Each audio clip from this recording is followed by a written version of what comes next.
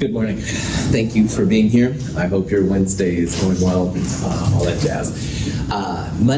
This Monday coming up, when you come to class to lab recitation, we'll look at problem set 5, which has questions over both the thermodynamic stuff as well as electrochemistry, which is what we're talking about now. Also next week, Monday, quiz 5 will happen. Quiz 5 will be an in-class quiz, not a take-home quiz. The syllabus originally said that, so sorry about that. There's been a change. Another change is that the quiz will only be over the thermodynamic stuff, so chapter 16. So this electrochemistry stuff is definitely important, but the quiz will only be over thermodynamics, jazz like that. You'll turn in the lab we did on Monday, the determination of KSP, delta G, delta H, and delta S for calcium hydroxide lab. And then we'll do what I hope you'll find will be a fun lab, which is called the qualitative analysis of group 1 cations. I'm abbreviating AQA1. The most important thing for you to know is that when you come on Monday, it's really critical that you have both safety goggles and don't wear open-toed shoes, all right? Now, I think everybody in here is pretty good about wearing like tennis shoes, boots, all right, it's fine. Don't wear sandals, flip-flops, Tevas, stuff like that. I've had problems in the past. People have dripped chemicals down and it got on their feet. So don't do it. I'm letting you know, that would be bad news, and I think you'll have a good time. It's kind of a fun lab, there's no math, maybe that makes you sad, I don't know. But anyway, it should be a lot different than the other labs that we've done. Questions? We left off on Monday talking again about redox reactions. And a redox reaction is a reaction where you have chemicals that lose electrons. They're oxidized / they're reducing agents. And when those oxidizing things lose their electrons, something else has to gain them in. And those are called reduced species / oxidizing agents. It's good to know Leo the lion says grr or something like that. Leo is lose electrons oxidized, gain electrons reduced. We looked at redox reactions in Chem 221, if you were here, but at the time, those were what they called direct redox reactions, which means you add the oxidized and reduced species together in like a beaker. And those are wonderful ways to make like percent yields close to 100%. They're very effective, which is really neat. But we're looking at another application now of redox reactions. And electrons flow through metals pretty well. So what they've done here is you can imagine there's a site of reduction and a site of oxidation. So they've set up this little wire system, essentially, that electrons can go through. So the electrons will still go from the oxidized side to the reduced side, but they go through like a little highway, if you will. And why scientists like to do that is then you can control the chemical reaction. So in a direct redox reaction, like we did with the empirical formula lab in Chem 221, if you remember, those chemicals come together, they react, and you're done, all right? But here, you can actually control the reaction, so maybe you only want half of it to go right now or something, that's cool. But the other really neat thing, as you know, is this allows you to control the electricity that travels between them. And that is the control then of the electrons. So you can have like a little, not only a little light bulb to show that the electrons are being transferred, but you can also have like an on-off switch. And that's really cool too. And that's basically what a battery is. If you look carefully at batteries, they have a positive and a negative, at least on most of them they should anyway. And electrons are negative. So negative electrons want to go to the positive side, and they want to get away from the negative side. So what that means is electrons are being generated at that negative terminal, all right? They go from the negative to the positive. Electrons are attracted to positive. And over here, those electrons are used to do the reduction. So we're going to see this as a real handy kind of way to do things, and there's things you can do with it that we'll see. So, question? Okay. Lots of reasons to study electrochemistry, and I redid the format here a little bit, but it's the same slide. Batteries, definitely number one. We're all using batteries. Everybody will use a battery today, I would just about imagine. It's super important. Corrosion, also definitely important. Ships in the seawater or even cars parked next to oceans will undergo corrosion. Salt water can be really corrosive. And if you know about it, you can do sacrificial cathodes and stuff like that, ways to prevent your things from being rusted out or unrust them if you apply the right chemicals in the right conditions. A lot of our chemicals that we've used in lab have been created through electrochemistry. So as an example, chlorine gas is not really found anywhere, all right, naturally. But you can make it. You can take chlorides and do some chemical magic on it, if you will, to turn those chlorides into chlorine. Same thing with fluorine, a lot of the metals like aluminum. So Donovan's aluminum can here. Woohoo, electrochemistry made it possible. Really important for airplanes and stuff like that. And finally, what I ended off with is that, boy, this is important for us as human beings too. And our breathing mechanism in our body, basically the oxygen comes in, it connects to the iron in what's called a heme group, and that allows oxygen to be transported around the body and stuff to do really cool things. This is a Lewis acid, Lewis base reaction, but it actually does involve electron transfer, so it's oxidation reduction. Pretty crazy. Cool. So when it comes, whoops, I redid my format a little bit here, so I'm not quite, my transition was a little wonky there. But anyway, so an electrolytic cell or electrochemical cell, same term, is something that allows you to separate the reduction and the oxidation from each other, all right? And through an appropriate kind of connector, which is usually just a piece of copper wire, to be totally honest, you can then control the electrons going back and forth. So there will be an on-off switch, if you will, and that may be just as simple as having the two wires touch, or maybe you have a fancier system, but some way there's a way to control it. Now, when you think of all the chemicals that can be added together, there are two types of electrolytic cells or electrochemical cells. And they're separated by if they're product favored or if they're reactant favored.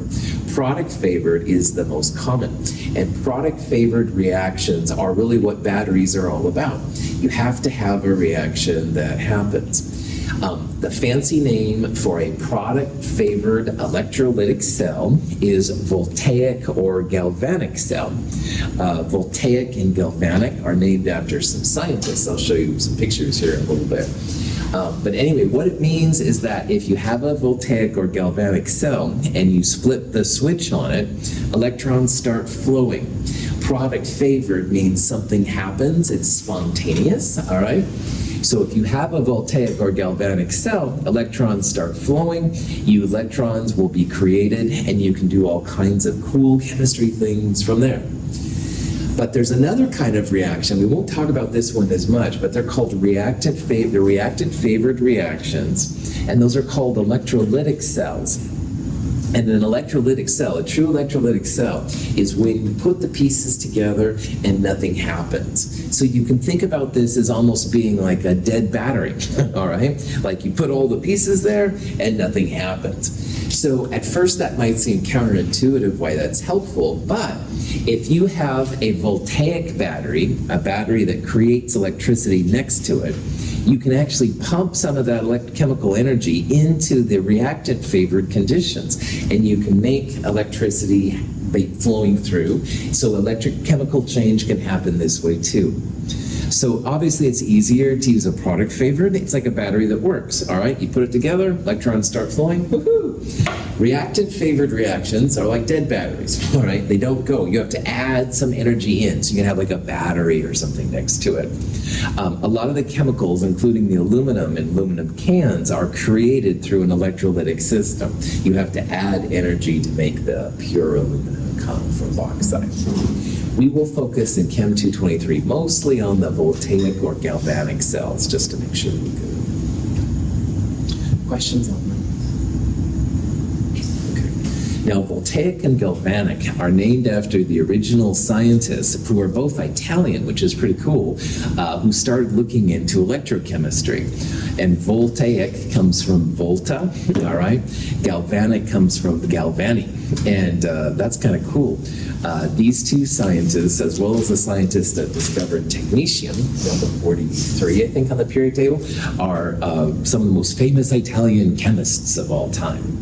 But the most famous scientist by far when it comes to electrochemistry, as far as I'm concerned, of course, is Frankenstein. If you've seen Little Frankenstein, you'll understand the joke here, and if you don't, it's all right. You've already seen I have bad tastes in movies, so chill out. All right, so obviously having redox reactions come together is going to be a big part, and it's also really good to know if the reactions will have electrons start flowing, i.e. if they're product favored voltaic galvanic, or if we have to add electricity to make them happen if they're electrolytic cells. So in order to answer those kind of questions, we need to know how to write a balanced redox reaction. And it's not hard, but it is a little finicky. And so I'm going to go through some examples here of how you can do redox reactions. And there's a couple different ways to do it. So here's just a cool reaction with potassium permanganate. I'll show you because it's cool, I think. Oh, okay. Oh boy, I'm rewriting this section, as you can see, so there's definitely some spasms. Sorry about that. The irons and the manganese in this reaction change their charge. So if you're looking at this, like, I don't know if this is a redox reaction or not. This is what I do. I see, for example, iron's the easiest. Iron is changing its charge, +2 to +3, okay? And those kind of changes only happen if you have a redox reaction. If you have a regular acid-base reaction, or even a combustion reaction, or a precipitation reaction, if this was +2 here, it would be +2 on the other side, all right? You don't see changes to the charge in non-redox reactions. But if you can look at the charges, like here's +2 and +3, then that means something's happening. Now, you can do it with manganese too. In Chem 221, we talked about how oxygen is almost always a -2 charge. And since there's 4 of them, that means there's like -8 from all the oxygens. And this whole permanganate thing here has a -1 charge. So if this is -8 and we have to add manganese to it to get -1, you can hopefully see that this is going to be a +7 manganese. So not as convenient as iron, but that's the way you'd find out that charge. Questions on that? How to find +7? Okay, so on the other side then, you've got +2 and +3. And why that's kind of cool is because you're going from a +7 to a +2. So the manganese is becoming less positive. And less positive means it's getting electrons. Electrons are always -1. So if you would add 5 electrons, 5 -1 electrons to manganese, you would make manganese +2. So the manganese here is gaining electrons. Manganese is being reduced. Gain electrons means reduced. Iron, on the other hand, is becoming more positive, all right? +2 to +3. So that means that this iron has lost an electron to become more positive, to become +3. So the iron +2 here is being oxidized. It's losing an electron to becoming +3. And the reason why there's 5s by the irons is iron has to give up 5 electrons so that manganese can gain those electrons to become +2. So that's kind of the big picture that's happening here. The H plus and the waters are just kind of along for the ride to make sure that everything is good to go. But we're going to learn now how to balance this. And you can do it by the charges, which we just talked about. But I'll show you, I think, what's even an easier system here. The purple solution is aqueous potassium permanganate. The colorless solution contains iron 2+ ions. When we combine them, a redox reaction occurs.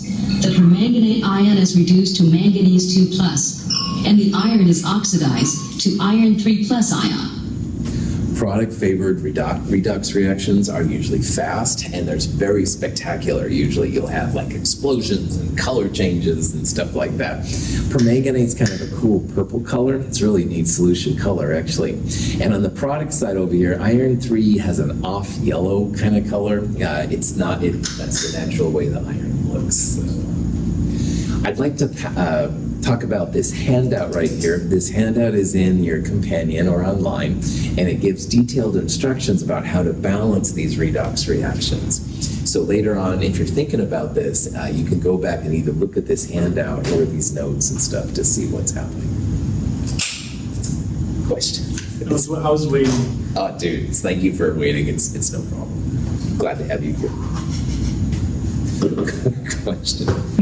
However, though, there is iced tea too. No, I'm just joking. Just giving you a bad time, done. You have a beer, you have to offer me one. Oh, Prof hat back on. Oh, campus. Sorry. All right. You can. It's a tiny class. I think I need electricity myself. Anyway, all right. Prof hat back on. Questions? All right, so here's a question you might see. What is the oxidation number on the vanadium atom in VO2 plus 1? Okay, now, if you need to have a question like this answered, it's really cool to remember that all of the oxidation numbers, which are just charges, by the way, of the atoms in that species are going to equal positive 1. So what you can do is write the oxidation number of vanadium plus 2 times the oxidation number of the oxygen. So there's 1 vanadium, there's 2 oxygens, and all of that equals positive 1, which is the charge on the species, all right? So if you ever have to figure this out, this is what you'll do. Now, oxygen is almost always minus 2. And vanadium, though, as you know, is a transition metal, and they're all over the place. It's hard to say what it's going to be. But if you know that oxygen is minus 2 and there's 2 of them, that's minus 4. Add 4 to both sides to get it on the other side. So we'll add 4 here. And you can probably see then the charge on the vanadium is going to be plus 5. So it's not too hard to do. Oxygen almost always minus 2, hydrogen almost always plus 1, stuff like that. That's the way that you can find the charges on these species. It's the variable charge metals which are difficult, all right? Sodium, always plus 1, no problem. Aluminum, always plus 3. But vanadium, that one is really all over the place. So you kind of have to think about it in these kind of terms. Questions? Okay. Copper metal reacts spontaneously with a solution of silver nitrate. A coating of silver metal forms on the copper, while copper 2+ ions, which are blue in water, are released into the solution. We're going to do 3 examples of balancing redox reactions. We'll start with one that's so easy, I think you could do it right now, and we'll end up with a more complicated one, but nothing you can't handle either. And in all 3 examples, I'm going to show you a set of rules. And if you follow these rules, you'll be good to go. Try not to skip through the rules too fast to make sure that you get all the pieces in them, but it's pretty chill. This example is one we talked about on Monday. A piece of copper metal, this kind of stringy thing, has been placed in a solution of silver nitrate, which has silver ions, silver plus ions. And a blue color creates out, which is copper 2+, that's the hallmark of a copper 2+ ion. And this kind of mossy looking stuff is actually silver metal. We're not thinking about the nitrates with silver nitrate, they're boring. This is the action of the reaction, and we're going to balance this in terms of a redox reaction. How do you know it's redox, Dr. Russell? Good question back there, student in the back of the room. No, seriously, you can tell it's redox because, again, copper is going from a 0, which is what you have right there, to a positive 2, all right? So copper is becoming more positive, it's losing electrons. On the other hand, silver is going from a positive 1 to a 0 itself. So it's becoming less positive. That means it's adding electrons to it. So this is definitely redox, all right? If you had, sodium plus 1, or something like that, then there wouldn't be any redox. But here, copper is changing its charge, and silver is changing its charge. So this is definitely redox. So when you start this process, and again, this one is very, very simple, but I want to talk about the rules here. You want to start by dividing the reaction into the two half reactions. A half reaction is just showing like what you think is being oxidized, and in a separate equation, you'll show like what's being reduced. And if you don't know what's oxidized and reduced, it's really not a big deal, but you want to put the chemicals that kind of look like each other together. So in this problem, you definitely want to put the coppers together because they're both copper, and you'd want to put the two silvers together. And again, I can't emphasize this enough, write down your charges. This is so important in this section. So don't just put down copper and copper because that wouldn't make any sense. Make sure you put the positive two there. Okay. Now, the next thing you want to do is you want to make sure that these two half reactions are balanced for mass. So that means we have one copper on the left and one copper on the right. Good to go. This one also, we have one silver on the left and one silver on the right. So that one's balanced for mass as well. Not all of our reactions will be balanced for mass, but this one is already that way. Now, earlier I said that you don't need to worry about if you don't know which one is being oxidized or reduced. And this is the reason right here. After you balance for the mass, the number of atoms, you want to balance each other for charge. And the only thing you can do to balance for charge is to add electrons. You can't subtract electrons, you can't add H plus or anything like that. You have to add electrons. So the first one, you can see that copper doesn't have any charge. That's copper 0.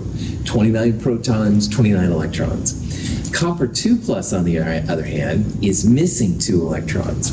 You still have 29 protons because it's still copper, but now in this one you only have 27 electrons. If that makes sense to you, you'll understand why we did this, but here's the punchline. Copper on the left has no charge, copper on the right, positive 2. And you have to make those charges equal. The charge on the left equal the charge on the right. And the only thing you can do is to add negative electrons. So if this is 0 and this is positive 2, you want to add electrons to the more positive side. So if you add 2 negative electrons, now you have a positive 2 and a negative 2 for those. The whole product side has a net charge of 0. And that's good because copper doesn't have a charge on the reactant side. Now you have a reaction which is balanced for charge. 0 on the left, 2 minus 2 means 0 on the right. Is that cool? Questions? Okay. The next one, silver is positive on the left and it's 0 on the right. So again, you only add electrons to one side or the other, and you want to add electrons to the more positive side. So add 1 electron to the silver side, silver plus side, then you've got positive 1, negative 1. The whole reactant side is 0, and that's good because the whole product side is 0. If you've done this step right, one side will have electrons as products, and one side will have electrons as reactants. And if you step back for a second, copper here is losing electrons. It's the oxidized part. On the other hand, the silver plus, it's gaining an electron to make the silver metal. The silver plus is then the reduced side. So you don't have to know if you know ox reduced up here. That's not a big deal because down here you should have electrons. One is products, one is reactants. The product one will be the oxidized and the reactant one will be the reduced. Okay? Okay. So now we have 2 balanced half reactions. And in a half reaction, you can show your electrons. Woo! But in a full reaction, you don't want to show the electrons. That's seen as messy, if you will, by chemists. So the next step is you want to multiply those half reactions by some factor so that when you add the half reactions together, all the electrons will go away. So copper going to copper 2 plus had 2 electrons, and the silver reaction initially only had 1 electron. So we're going to multiply that silver reaction through by 2. because now I've got 2 silvers and 2 electrons making 2 silver metals. Still have overall 0 charge on both sides. But the nice thing now is in the next step, we'll combine these 2 reactions together. The electrons that are products will cancel electrons that are reactants, and we'll be good to go. Notice here I changed it from oxidized to reducing agent and the reduced to oxidizing agent. Same thing. That terminology is used in this field, much to my chagrin, but that's the way it goes. Anyway, once you have those electrons, the same number on both sides, you can just add the 2 half reactions together. When you do that, the 2 electrons that are products cancel the 2 electrons that are reactants. And everything that's left, you'll have copper and 2 silver plus, makes copper 2 plus and 2 silvers. At this point, if you're not feeling confident in what you just did, you can absolutely double check this equation and make sure that it's balanced for both charge and mass. And I'll be honest, I do this myself sometimes. If I'm not feeling real good, that I balance the half reactions or whatever. So let's say I wasn't feeling good about this reaction. Well, the reactant side has a copper and 2 silver atoms. And the product side has 1 copper and 2 silvers. So that's balanced for mass, the number of atoms on both sides, and types are the same on both sides. But you can also check now for charge as well. This is 0, 2 times positive 1. The whole reactant side has a positive 2 charge. And if this is a good reaction, the product side will be the same. Sure enough, silver is 0. This is positive 2. So the whole reactant side had a positive 2 charge. The whole product side has a positive 2 charge. Oh yeah, we are balanced for not only charge, but mass as well. That's a good reaction. Any questions on that? Sweet. Okay, so this reaction, pretty simple. I think you could have done this even without my fancy step 1, step 2 kind of things. But as you get more complicated, these steps can be kind of helpful. What we're going to do now is look at an example with vanadium. Now, vanadium was named after the Swedish goddess of love, Vanitas, or something like that. I think they named it after Vanadius, because of all the colors that vanadium does. Vanadium has really spectacular colors. This is VO2 plus, this is VO plus 2, V3 plus, V2 plus, etc., etc. Quite spectacular. Transition metals, man, are pretty awesome for colors. We'll talk about that. Anyway, you can make, if you add zinc to this reaction, you can make different ones right here. I think we're going to focus on making just the first one right there, but there are chemical ways to make the other species as well. So, let's balance this reaction in acid. All right, so that's another little twist. So we're doing some different things here. We have different kinds of metals, vanadium and zinc, and we're also going to balance this in acid. All right, what would be a relevant pH if this was an acidic solution? Like if you put a pH probe, what would you measure? Less than 7. Less than 7, perfect, that's right. So I might say, if there was a question like this, I said, well, balance this reaction with a pH of 5.31 or something like that. Anything less than 7, like Donovan said, would be appropriate in this context. Okay, so this one isn't quite as easy to see, but if you look really fast at it, there are 2 oxygen atoms on the reactant side, and there's only 1 oxygen right now on the product side. So this reaction is not balanced for mass. And it's not balanced for charge either. Like the whole reactant side has a positive 1 charge, while the product side has a positive 2 there and a positive 2 there, positive 4 overall. So this reaction is not balanced for mass or charge at the moment. But if you follow these cool rules, no problem. So, first thing, separate out what you think are similar species. And again, as the chemicals get weirder, it's harder to see, but there's a vanadium here and there's a vanadium there, so they're going to go together. And there's a zinc there and a zinc there, so they're going to go together. So zinc going to zinc 2 plus is one of the reactions I would write. I would also write the VO2 plus 1 going to VO plus 2. all right? Now, if you know that this is being oxidized and this is reduced, awesome, but it's not critical. One thing that will be helpful here, though, is remember the oxygen's almost always -2. So in this compound, like we talked about earlier, 2 times -2 -4, this is a +5 vanadium. And over here on this side, if oxygen's -2, but the whole species is +2, that means this is going to be a +4 vanadium. So we do have changes going on to the charges here. It may not be quite as obvious, but that's kind of what's happening.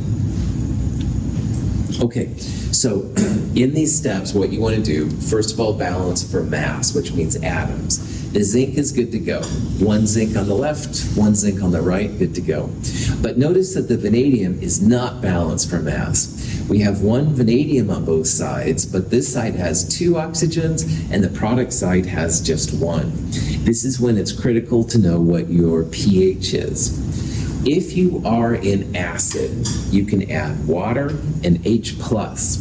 So because this side was missing an oxygen, I'm going to add a water to the product side. And because it's in acid, I need to somehow balance these H's out. In acid, you can add H+ as well. So if you have an acid, you can add all the water and H+ that you want to, all right? Discreetly, of course. So what I did here is I added a water to the product side to make the oxygens balance. But then if you add hydrogen to this side, you have to have hydrogen to the other side. You would add 2 H+ right there. So if you see acid, then you can add H+ and water. In base, you can add hydroxide and water, but we'll talk about that here in a little bit. Questions? Okay. For charge, it means add electrons. We will add 2 negative electrons to the zinc. +2, -2 makes this whole side have a net charge of 0, and that's what this side has right here too. Now, vanadium is a little bit more complicated, but it's the same idea. +2 is what we have on the product side right now. The reactant side has a +1, and each hydrogen is a +1. So it's like +2, +1, +3. And remember, the product side only has a +2. So we're going to add 1 negative electron. And if you do that, then you have +2, +3, +2 when you take away the charge, and that's what the product side has as well. If you've done this step right, electrons will be products on one of them and reactants on the other, and that's what we're seeing. All right, the zinc is losing electrons, and this vanadium thing is gaining an electron to become the VO2+ thing. All right, next step, we're going to get them ready for adding them together. You have to make sure the electrons cancel. The zinc is good to go as is, but the electron, single electron right here, if you added it here, this would not all cancel out. So we're going to multiply the whole vanadium reaction by 2. And the only reason we're doing this is to make sure that when we add these 2 reactions together, those electrons are out of here. So we'll have 2 electrons, 4 H+, 2 VO2s, makes 2 VO2 pluses and 2 waters. And then if we've done this correctly, we'll add the oxidized and the reduced species together. Your final reaction should not show any electrons. The 2 electrons products cancel 2 electrons reactants, and everything left over is right there. Okay. You can always check yourself at the end to make sure that everything is good to go. 1 zinc, check. 4 H's, 2 times 2, 4 H's, check. 2 vanadiums, 2 times 2, 4 oxygens, 2 oxygens there, 2 oxygens there. Everything's balanced for mass. The number of atoms are the same. But in this world, you should also check for charge. 0, 4 times +1 is +4, 2 times 1, +2. There's a total of +6 charge on the reactant side right now. And on the product side, water is neutral, 0. This is +2, and we have 2 +2s, so +6, balance for charge as well. So pat yourself on the back for a job well done. Everything's balanced for charge, everything's balanced for mass. Cool. Any questions? Okay, so this is a question that will become important for some stuff coming up.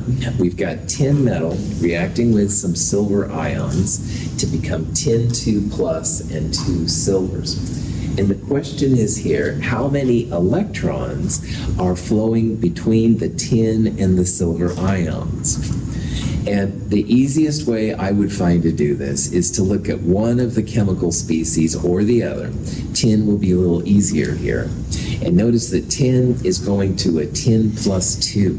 So that means that 2 electrons are being transferred from the tin.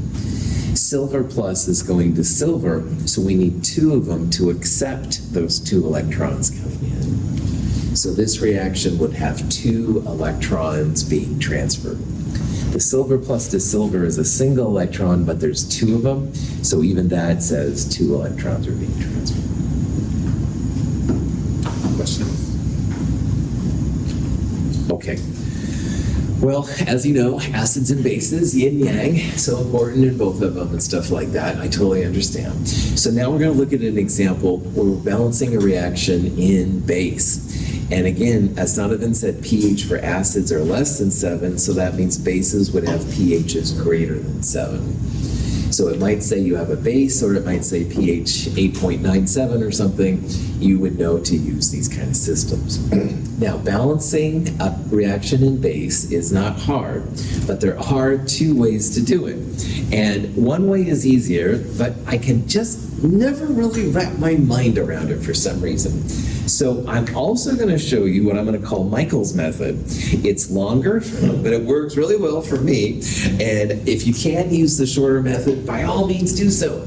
But for whatever reason, I get into a mental block sometimes. So I'll show you both methods, and you decide the one that's best for you. All right? So, further ado. Just like the other ones, you want to write these reactions as half reactions, and what that means, put the species that are similar next to each other. So put the 2 manganese species together and put these 2 species together. Now, HO2 minus 1 is an example of a peroxide. Peroxide is a weird form of oxygen that's not usually experienced. If you see a peroxide, and I would tell you this by the way, peroxide has a -1 oxygen. So this is a peroxide reacting with the MnO4 minus, a permanganate, and it's turning all of that into oxygen and the manganate ion, which is the other species there. So in this one, peroxide's going to oxygen, and permanganate is going to manganate. In permanganate, you start with a +7 manganese like we saw earlier, and it's being turned into a +6 in this case. So. Okay, next thing is to make sure that the reactions are balanced for mass. Now with acids, you can add H plus and water, but bases are a little different. So this one is easy because both sides have a manganese and both sides have 4 oxygen, so that's balanced for mass, no problem. But for base, what you want to do is you want to add water and hydroxide, all right? Now, this is where it gets a little weird. H2O relative to OH minus. H2O has more hydrogen. So you want to add hydrogen to the hydrogen deficient side, and you want to add hydroxide, if you need it, to the hydrogen deficient side. So when people do this method, and this is my stumbling block, I'll be totally honest, all right? Water has 2 H's to 1 O, so there's more hydrogen in water than on hydroxide. It has only 1 hydrogen per oxygen. So when you add water to the hydrogen deficient side, you add hydroxide to the oxygen deficient side. And for some reason, this makes me stumble. And if you stumble, I'm going to show you my Michael's method, which I find a lot easier to knock these things out. But just realize this is a faster way if you can do it. At the end of this problem, you should be able to have a balanced reaction for mass, 2 hydrogens on the right, and 1 + 1, 2 hydrogens on the left. you've got 1 oxygen plus 2 more, 3 oxygens total. And on the product side, 2 plus 1, 3 oxygens. So this is balanced for mass. Questions? Okay. Add electrons to balance the charges out. This reaction, as written, has a -1 and a -1, a -2 total on the reactant side. And oxygen and water are neutral, so there's no electrons at all. We're going to add 2 electrons to that side. Then we've got a -2 on the reactant side total, and all these things together have a -2 as well. Permanganate to manganate is a little easier. I need to add 1 electron here to the reactant side because -1 plus -1 makes this whole side -2, and that's what the product side has. And again, check yourself. One side should have electrons as products, one side will have electrons as reactants if you've done it right. If both electrons are on the product side, look at your charges, look in a little closer. Then you multiply the reactions so that when you add the half reactions, all the electrons go away. The peroxide one is fine as is, but we will multiply the second one through by 2 because we need 2 electrons there to cancel the 2 electrons right there. So 2 electrons plus 2 permanganates makes 2 manganates. And then finally, you just add those 2 half reactions together. Chemists don't show electrons in overall balanced reactions, only in half reactions. That's why we're doing this. And what you end up with, hydroxide plus the peroxide and 2 permanganates makes oxygen and water and the 2 manganates.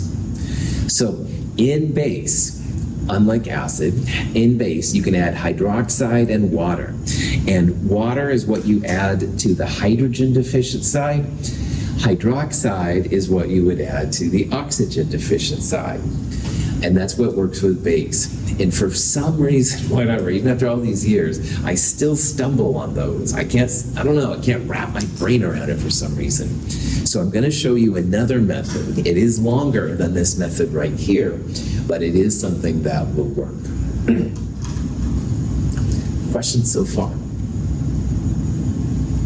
Okay, so if you're like me and you can't do that reaction or can't do it very well, let's put it that way, what I do, and this does work 100% of the time, it's just a little weird, is I balance it first in acid, because balancing these reactions in acid is pretty chill. You add H plus and water, and that makes sense. But at the end, you have to neutralize with hydroxide. So let me show you what I mean by that. And you're welcome to use it or not. This is a longer method, but again, I can do this 100% of the time, and the base method, I stumble sometimes. So previous example, starting with the same reactions, we're gonna write the half reactions out.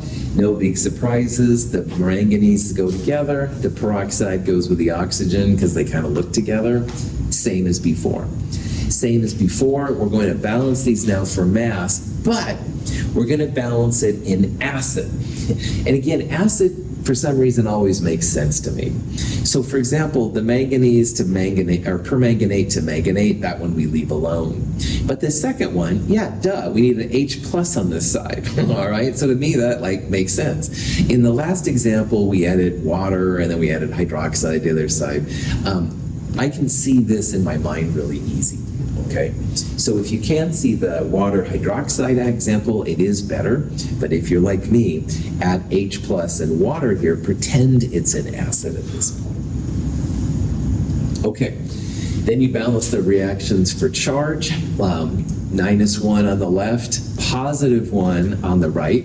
So -2 plus 1 becomes -1, and that'll make both sides balance out right there. So again, it's a different set of conditions because we're pretending it's an acid, but it will turn out to be the same. Reduced parts, same thing, just add an electron and you're good to go.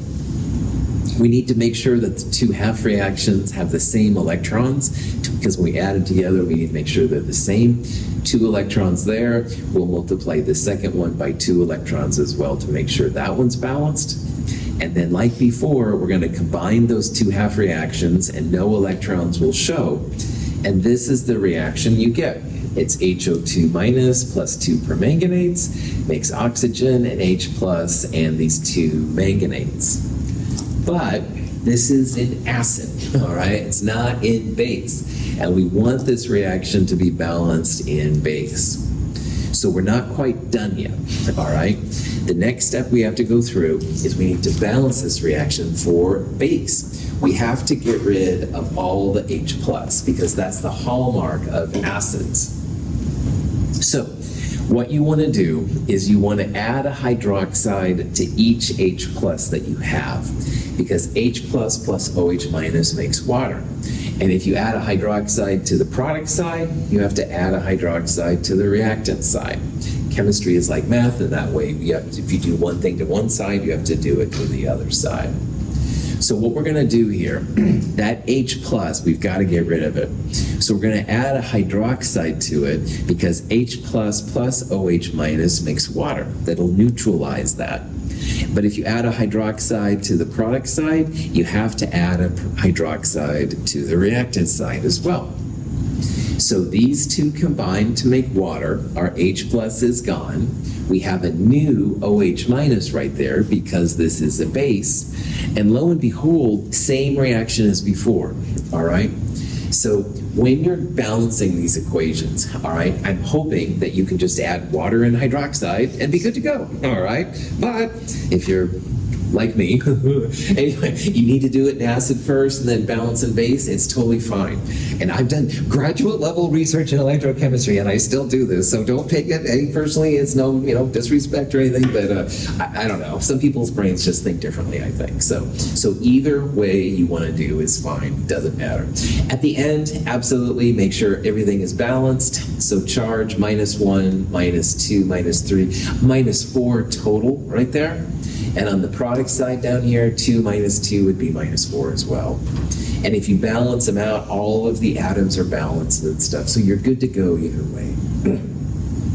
So practice this a little bit, all right? Some of them are super easy. Like the first one, acid is pretty chill. I personally think bases are usually pretty chill, but you can do it either way. You can either add water and hydroxide directly, which is what I showed you first, or you can balance in acid, which I find easy, and then neutralize at the end in base. It is longer, but for me it works. Questions? Okay. When you're balancing, the pH is really important. All right, pH is less than 7 are acids, you'll add H plus and water. pH is greater than 7, basics, you'll have hydroxide and water at the end. You don't want to add things like O2, oxygen atoms, O minus 2, H2, H atoms, stuff like that. You've got to follow the acid or base rules, okay? Don't add anything else. Charges are critical, all right? I can't emphasize that enough. That's why I've been kind of getting after some of you for writing your charges. This is really important. And man, at the end, if you're not feeling good about it, check yourself. Make sure that that final reaction is balanced for not only atoms, which you're all probably really good at this point, but also for charge, all right? If you have an overall +2 on the reactant side, you should have an overall +2 on the product side. Questions? Okay, so now that we know how to balance these reactions, now we can start figuring out how to control the current that goes from the source of the oxidation to the site of the reduction. And again, in this kind of reaction, if you just have a piece of copper solution, which is what the blue color is, and you put a piece of zinc in, you'll have a direct reaction happen. This is what we did in the empirical formula lab. The copper ions begin to form copper metal, which can be collected at the end. The zinc metal goes to zinc 2+, which is colorless and stuff. These reactions, these direct redox reactions, super efficient. Zinc is being oxidized to zinc 2+, copper 2+ is being reduced into copper. And in the empirical formula lab, we collected the copper at the end to find the formula, stuff like that. The zinc feels like it's disappearing. It's just going into solution, and there's no color associated with it. So that's why the zinc is disappearing. Nothing ever goes under the rug or something in chemistry, but it can turn into an ion, be invisible to the eyes and stuff. So this isn't a great example of a direct redox reaction. Okay, here's another reaction. This has nickel metal and silver ions, making nickel 2+ and silver metal. And the question is, what's the reducing agent? Is a reducing agent reduced or oxidized? Oxidized, well done. So we want the thing which is losing electrons. Nickel is going to nickel 2 plus, it's becoming more positive. That means the nickel is losing electrons, all right? Nickel is being oxidized, and a reducing agent is just something that allows something else to be reduced. It's the weirdest definition I think ever, but again, I'm just the messenger. You know yourself that nickel is oxidized, so nickel is the reducing agent. Okay, now, in the last example, in empirical formula, the zinc metal is placed directly into the copper 2 plus. And it's a great reaction, but we can't control the electrons, all right? They go direct from one to the other. So your percent yields are really high, the messiness of it is pretty low and stuff like that, it's no problem. But we can't control it. And chemists, as you know, are all about control. Anyway, we'll do more with control issues on Friday. Thank you for being here. Have a great day.